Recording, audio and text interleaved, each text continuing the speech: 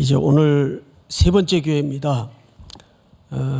내용은 기억이 안 나도 우리 순서는 기억을 하고 지나가십시다. 자, 첫 번째 교회가 어느 교회였습니까? 에베소 교회 주제는 첫사랑. 기억나시죠? 첫사랑을 회복하라. 자, 두 번째 교회는 서머나, 지난주 살폈었습니다. 서머나 교회는 죽도록 충성하라. 죽도록 충성하라. 책망이 없었던 교회 중에 하나입니다. 자, 오늘은 세 번째 교회입니다. 이 위치는 이렇습니다. 에베소 교회에서 살짝 한 60여 킬로 올라가면 서머나 교회가 나와요. 근데 이 서머나 교회에서 조금 더 올라가면 바로 오늘 우리가 살펴볼 버가모 교회가 나옵니다. 근데 이 버가모 지역은 지도를 놓고 보면 긴 구릉으로 언덕으로 형성되어 있어서 도시 자체가 비탈에 위치해 있어요. 그러니까 뭔가 이렇게 전망이 참 좋은 도시입니다. 여기에 몇 가지 특징을 좀 소개하겠는데요. 첫째가 신전의 거의 백화점입니다. 제일 유명한 주신이 제우스 신이에요.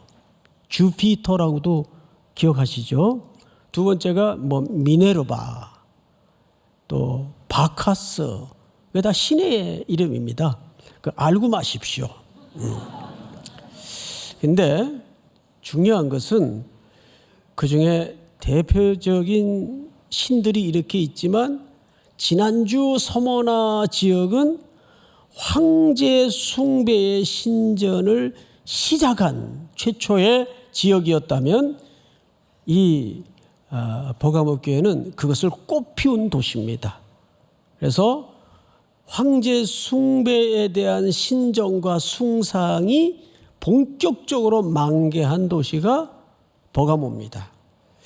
근데 이 버가모는 특별히 그런 이유도 있었겠지만 로마 정부로부터 자치권을 부여받았어요. 그래서 스스로 재판할 수 있는 권한, 당연히 판결이 자체적으로 이루어질 뿐 아니라 더 압도적인 것은, 다른 도시와 비교되는 것은 집행권까지 자치권을 가지고 있었습니다.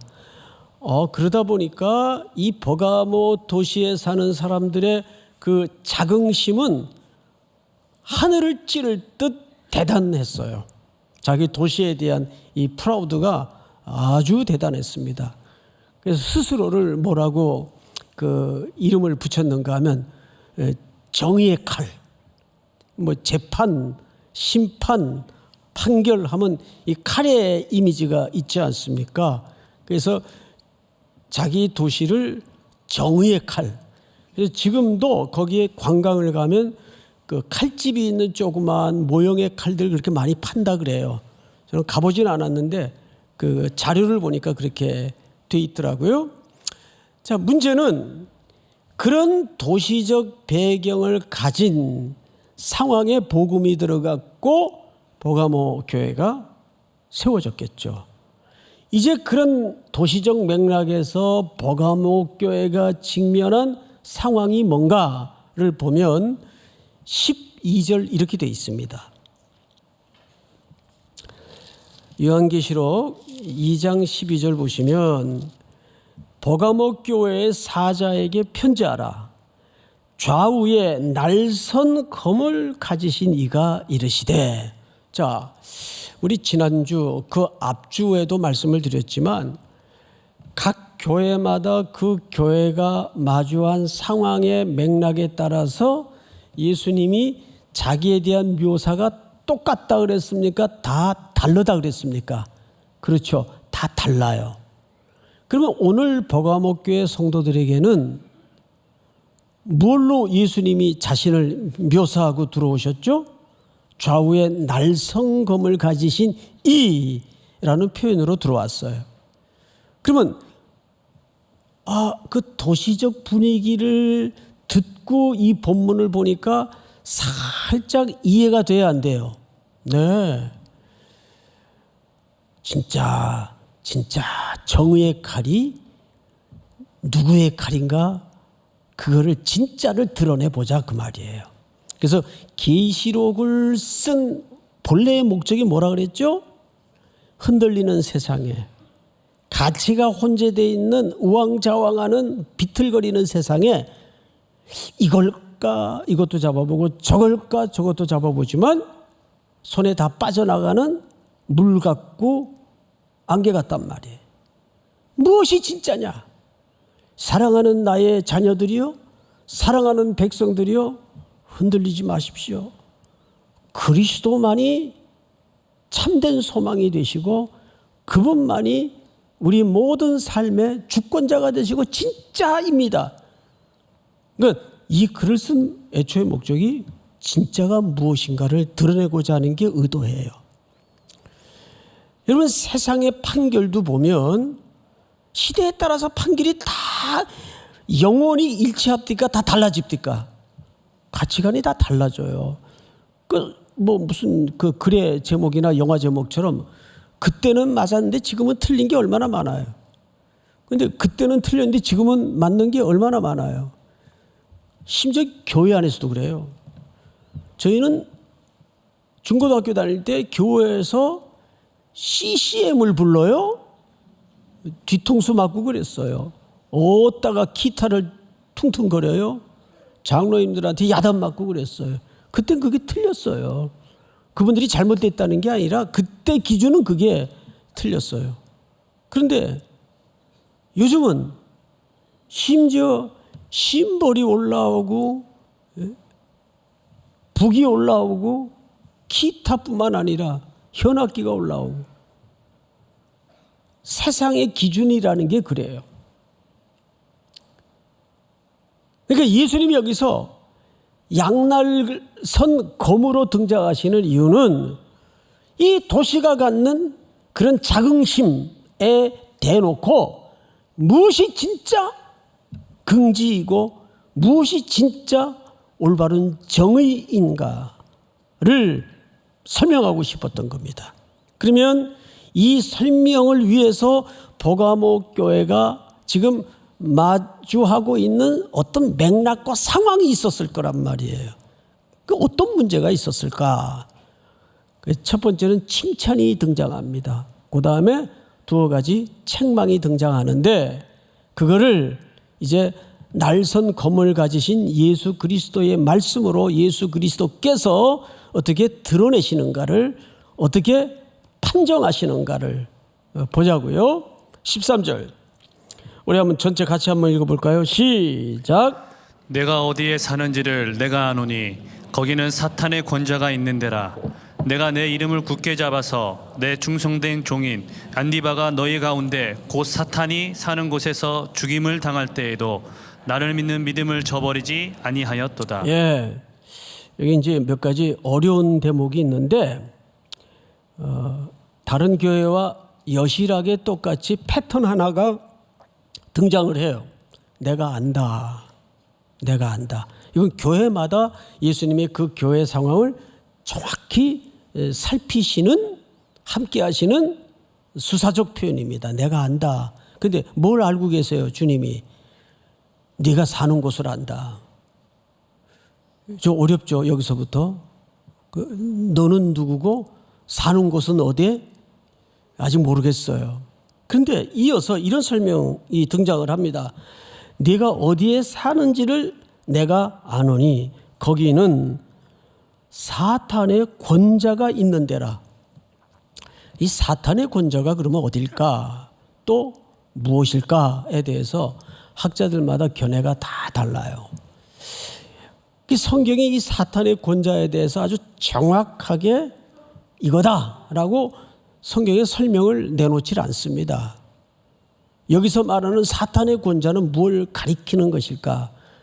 그래서 성경이 말하지 않는 대목까지 굳이 유추해가지고 이거다라고 말하고 싶은 욕망이 있지만 실수할 가능성이 많아요. 그래서 이 결론은 유보하고 나중에 전체 문맥에서 읽다 보면 자연스럽게 드러납니다. 자, 이어서 성경을 좀 볼까요? 사탄의 권자가 있는 데라 네가 내 이름을 굳게 잡아서 내 충성된 증인 안디바가 너희 가운데 곧 사탄이 사는 곳에서 죽임을 당한 때에도 나를 믿는 믿음을 저버리지 아니하였도다. 여기 한 사람의 이름이 등장을 해요. 근데 이 사람이 한 성도인지 지도자인지는 성경이 말하지 않아요. 이것도 그냥 성도로 놓고 보십시다. 성도 중에 지도자고 다 가능하니까. 자, 근데 이 사람이 어떤 존재인가 하면 놀랍게도 어떤 문제에 대해서 격렬하게 반대를 하고 격렬하게 저항한 끝에 죽임을 당했어요. 그런데 그 죽임당한 결과가 예수 그리스도를 증거하는데 믿음을 지킨 것으로 주의 사자를 통해서 예수님이 증명하고 인정하고 있습니다. 그렇다면 그 당시 로마 제국하에 물리적으로 한 생명을 이렇게 폭력에 의해서 죽임까지 내몰아간 실제 권력이 누굽니까? 로마의 권자입니다. 로마 권자의 가장 마지막 절정의 자리는 누구의 자리입니까? 황제의 자리입니다. 그래서 사탄의 지위 아래 여기서 말하는 사탄의 권자라는 말은 그 하수인 노릇을 하고 있었던 우상 숭배의 대상까지 되어서 신적 존재로 추앙받던 로마 권력을 얘기하는 거예요. 그 로마 권력에 의해서 버가모 교회 한 성도가 지도자일 수도 있겠죠. 예수의 이름을 드러내기 위해서 뭔가에 저항하다가 죽임을 당해요. 그리고 믿음을 지켰다. 이렇게 칭송이 이루어집니다. 그런데 또 하나 성경을 보시면 14절을 보세요.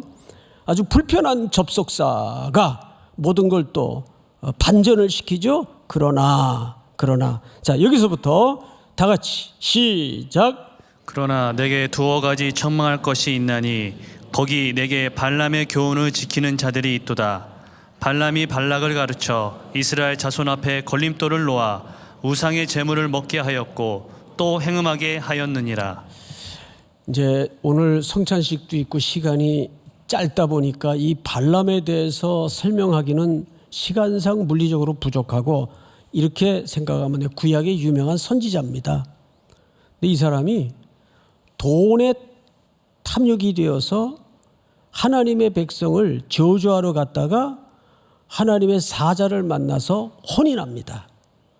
결국 이 사람의 죄는 두 가지예요. 이스라엘 백성들을 우상 숭배에 빠뜨리게 하고, 두 번째는 이방 여인들과 행음케 하는 빌미를 제공하는 상징적 선지자입니다. 그런데 이런 일들이 놀랍게도 어디 안에 있었어요? 버가모 교회 안에 있었어요. 그거를 15절에서는 니골라당의 교훈을 따랐다 이렇게 정의합니다. 15절을 볼까요? 제가 읽겠습니다. 이와 같이 네게도 니골라당의 교훈을 지키는 자들이 있도다. 자, 앞을 보십시다. 중요한 내용은 이제 다 나왔어요. 우리가 여기서 한 걸음 멈추어서 같이 생각해야 될 주제가 뭐냐 하면, 보세요.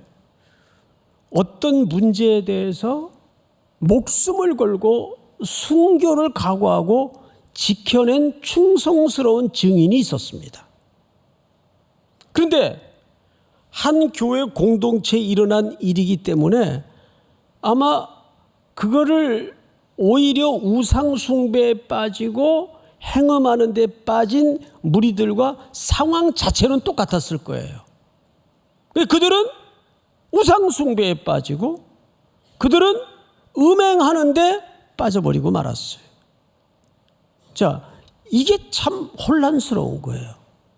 이 다른 교회 얘기하는 거 아니에요?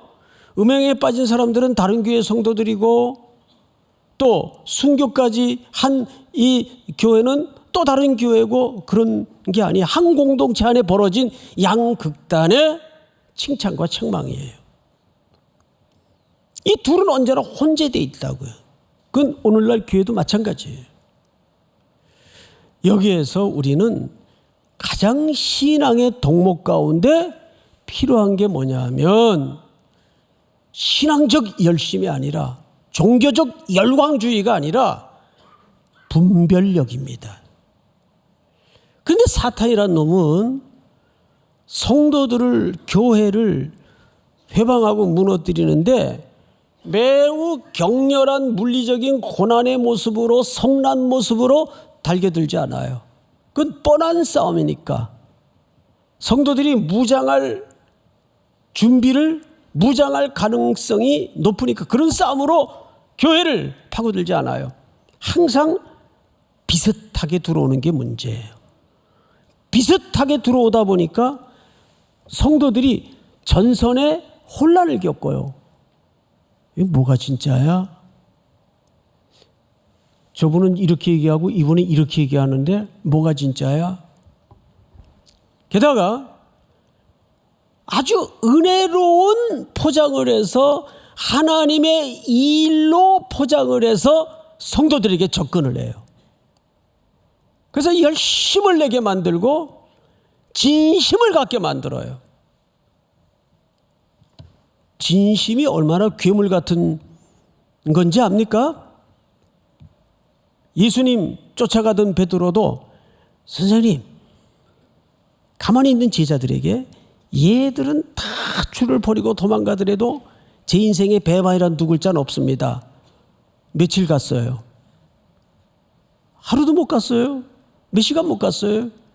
그거 뭐 위선 떤 거예요? 거짓부랭이 한 거예요? 진심으로 얘기한 거예요. 그 인간의 진심이에요. 그 어느 책을 읽다가 소름 끼치는 문장을 봤는데 인간의 진심이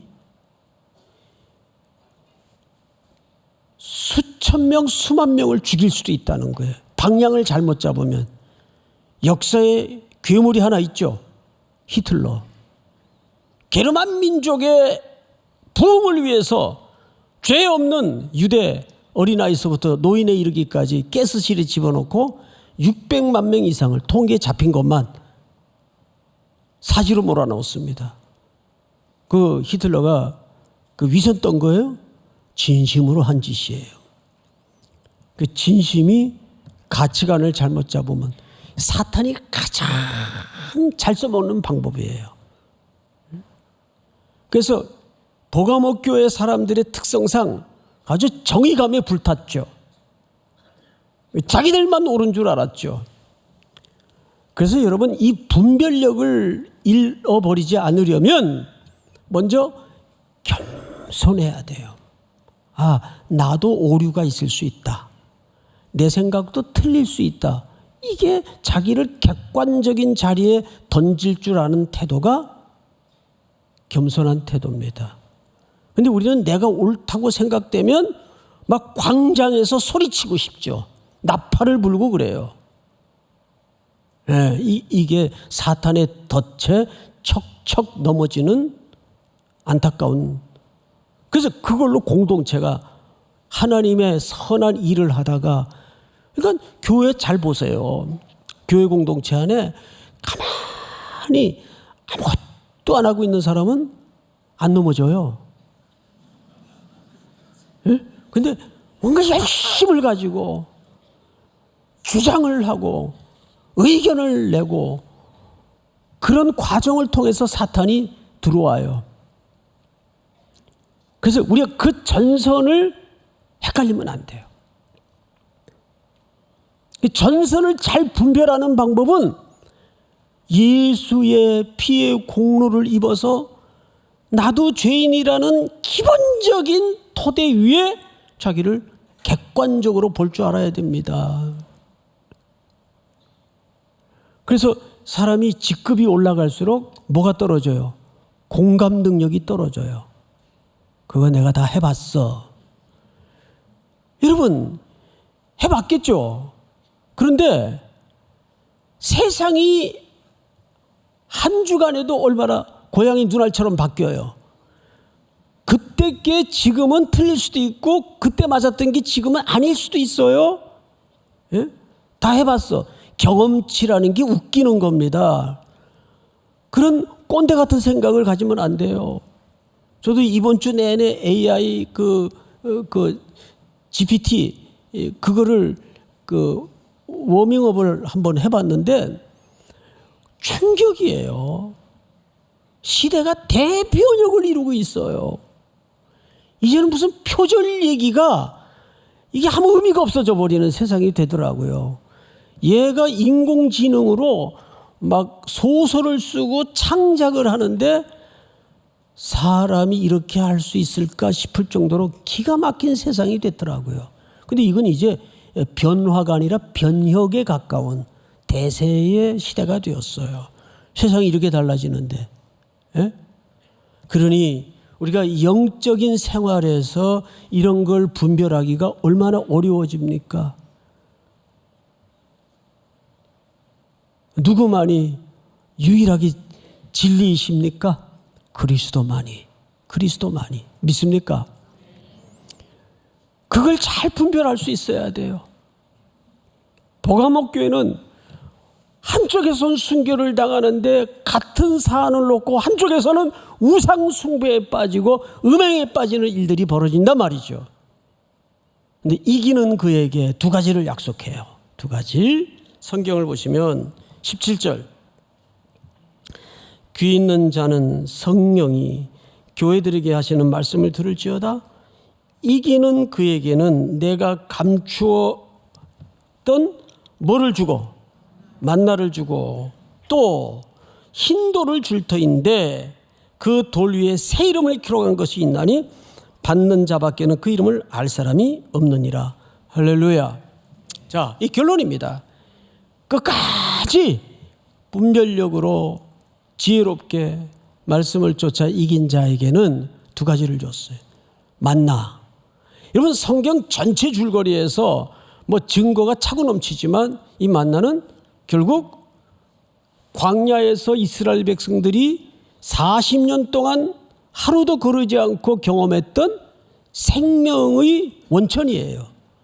위에서부터 내려온 생명의 떡이에요. 그걸 요한복음 6장에서는 예수님이 재해석을 하시죠. 내가 하늘에서 내려온 생명의 떡이다. 그러니까 구약의 그 만나는 감추었던 만나입니다. 그 감추었던 만나가 신약으로 넘어와서 누구로 실현됩니까? 예수 그리스도. 예수 그리스도. 그런데 흰돌은 뭐예요? 구약의 흰돌은 여러 경우에 사용되지만 오늘 여기서는 두 가지를 이해하시면 돼요. 흰돌은 초대장입니다. 고대 시대의 흰돌로 초대장을 대신하곤 했어요. 또 하나는 승리의 표입니다. 승리의 표. 뭐 재판 때도 흰돌을 던지지만은 결국 승리의 표예요. 두 가지입니다. 끝까지 그리스도의 증인으로 살아 버텨내는 자에게는 예수 그리스도와 함께 최종적 승리를 만나게 될 것이고, 두 번째는 흰돌을 약속하는 것은 거기에 새 이름을 준다는 말은 우리의 달라진 새로운 정체성을 얘기합니다. 우리가 예수 그리스도의 어린 양의 피로 구속함을 입고 보혈의 공로를 입었다는 것은 새로운 정체성이 되었다는 거예요. 여러분들을 총칭해서 성경은 뭐라고 얘기합니까? 성도, 성도. 목사라는 타이틀보다, 장로라는 타이틀보다 더 위대한 우리의 이름은 성도로 불리워지는 겁니다. 우리의 대장 되신 예수 그리스도와 함께 천성문에 최종적 입장을 할 때까지 우리는 성도로 우리 대장 되신 예수 그리스도의 흘리신 보혈의 공로로 우리를 그 승리의 행진에 끼워주시는 거예요. 이것이 바울의 고백입니다.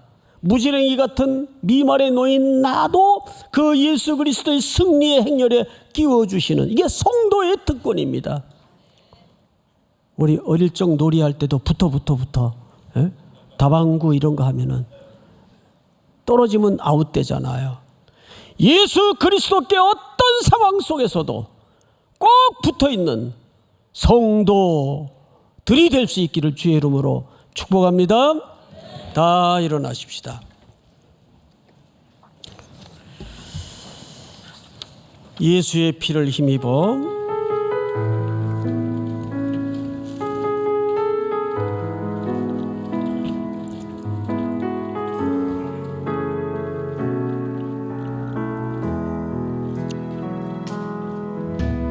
주의 보좌로 나아갈 때 어떻게 나가야 할까? 나를 구원한 주의 십자가 그것을 믿으며 가네. 주의 보좌로 나갈 때 주의 보좌로 나아갈 때에 나 여전히 부족하나. 나를 품으신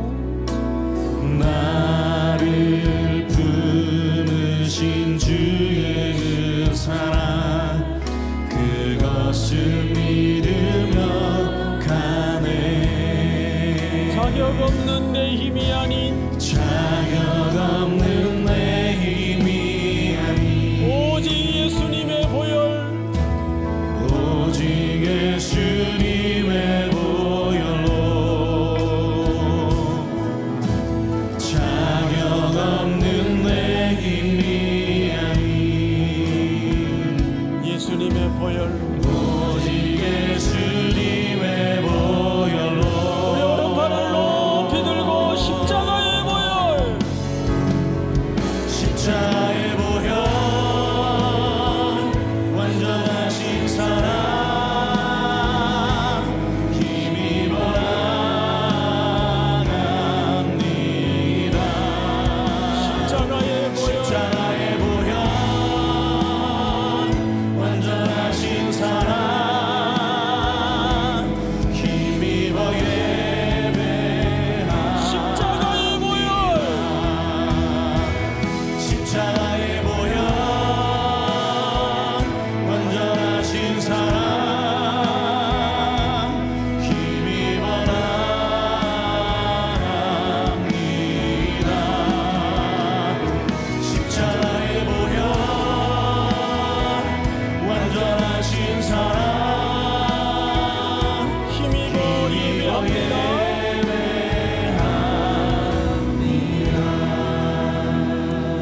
지금은 우리 구주 예수 그리스도의 은혜와 하나님 아버지의 극진하신 사랑하심과 성령님의 교통, 위로, 인도하시는 은혜가 오늘 성찬 예식을 마치고 새날을 약속하며 점원을 나서는 사랑하고 사랑하는 귀한 3일의 성도들, 해외, 군에 멀리 출타해 있는 가족들, 고향의 어머니 아버지, 복중의 생명까지 영원토록 함께 있을지어다. 아멘.